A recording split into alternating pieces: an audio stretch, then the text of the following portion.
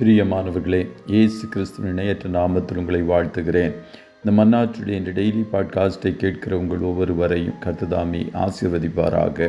1 கொரிந்தியர் 3வது அதிகாரம் 16-17வது வசனம் இப்படியாய் கூறுகிறது: நீங்கள் தேவனுடைய ஆலயமாய் இருக்கிறீர்கள் என்றும் தேவனுடைய ஆவி உங்களில் வாசமாய் இருக்கிறார் என்றும் அறியாதிருக்கிறீர்களா? ஒருவன் தேவனுடைய ஆலயத்தை கெடுத்தால் அவனை தேவன் கெடுப்பார். தேவனுடைய ஆலயம் பரிசுத்தமாயிருக்கிறது, நீங்களே அந்த ஆலயம் என்பதாக. நீங்களே அந்த ஆலயம், யூ ஆர் த டெம்பிள் என்ற தலைப்பின் கீழ் இன்றைய மன்னாவை தியானிக்கப் போகிறோம். நம்முடைய தேவன் அன்புள்ளவர், பரிசுத்தமுள்ளவர், தாழ்மையுள்ளவர், குறை சொல்ல மாட்டார், புறங்கூற மாட்டார், மன்னிக்கின்றவர், கோள் சொல்ல மாட்டார், கேலி செய்ய மாட்டார், பொறாமை கொள்ள மாட்டார், அவதூறு பேச மாட்டார், வாக்குவாதம் பண்ண மாட்டார், வீண் பேச்சு பேச மாட்டார், பிரிவினை குழப்பத்தை உண்டு பண்ண மாட்டார். இப்படி அவரை பற்றி அநேகம் சொல்லிக்கொண்டே போகலாம்.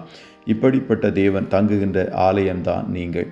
பவுல் கொரிந்துவிலே கிறிஸ்து இயேசுவுக்குள் பரிசுத்தமாக்கப்பட்டவர்களாயும் பரிசுத்தவான்களாகும்படி அழைக்கப்பட்டவர்களுமாயிருக்கிற தேவனுடைய சபைக்கும் கர்த்தராய் இயேசு கிறிஸ்துவின் நாமத்தை எங்கும் தொழுது கொள்ளுகிற உங்களுக்குள் பிரிவினைகளும் பொறாமையும் வாக்குவாதமும் காணப்படுகின்றது. நீங்கள் மாம்சத்துக்குரியவர்களாயிருந்து மனுஷ மார்க்கமாய் நடக்கிறீர்கள் என்றும் நீங்கள் எல்லாரும் ஒரே காரியத்தை பேசவும் பிரிவினைகள் இல்லாமல் ஏக மனதும் ஏக யோசனையும் உள்ளவர்களாய் சீர்பொருந்தி இருக்கவும் வேண்டும் என்று நம்முடைய கர்த்தராய் இயேசு கிறிஸ்துவின் நாமத்தினாலே உங்களுக்கு புத்தி சொல்லுகிறேன். கிரயத்திற்கு கொல்லப்பட்டீர்களே, ஆகையால் தேவனுக்கு உடையவைகளாகிய உங்கள் சரீரத்தினாலும் உங்கள் ஆவியினாலும் தேவனை மகிமைப்படுத்துங்கள் என்றும் அவர்களுக்கு எழுதினார்.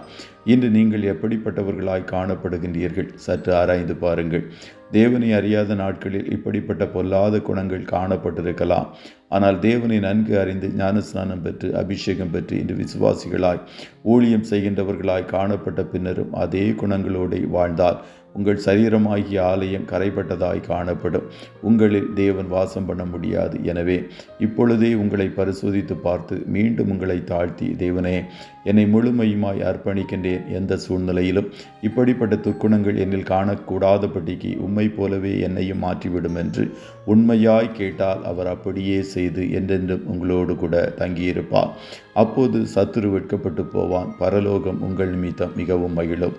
நம்முடைய சபைகளில், ஊழியங்களில், குடும்பங்களில் கர்த்தர் மகிமையானவைகளை நிச்சயமாய் செய்வார். கர்த்தர் உங்கள் ஒவ்வொருவரையும் ஆசீர்வதிப்பாராக. ஜெபம் செய்வோமா?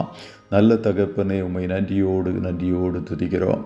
இந்த மன்னாற்றுடைய இந்த டெய்லி பாட்காஸ்ட்டை கேட்கிற உடைய பிள்ளைகள் ஒவ்வொருவரையும் கர்த்தர் ஆசீர்வதிப்பீராக.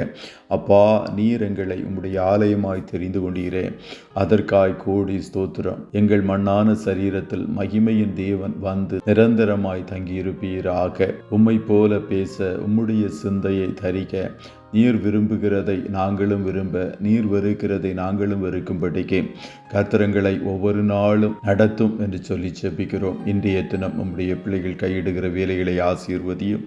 போக்கிலும் வரத்திலும் கர்த்தர் நீர் உடனிருப்பீராக. உம்முடைய சிறகின் கீழ் இருக்கிற ஆரோக்கியத்தினால் உம்முடைய பிள்ளைகளை பலப்படுத்துவீராக. ஆட்டுக்குட்டியானவருடைய இரத்தத்தின் பாதுகாப்பிற்குள்ளாய் ஒவ்வொருவரையும் கொடுத்து இயேசுவின் நாமத்தில் வாழ்த்தி ஜெபிக்கிறோம் நல்ல பிதாவே. ஆமே.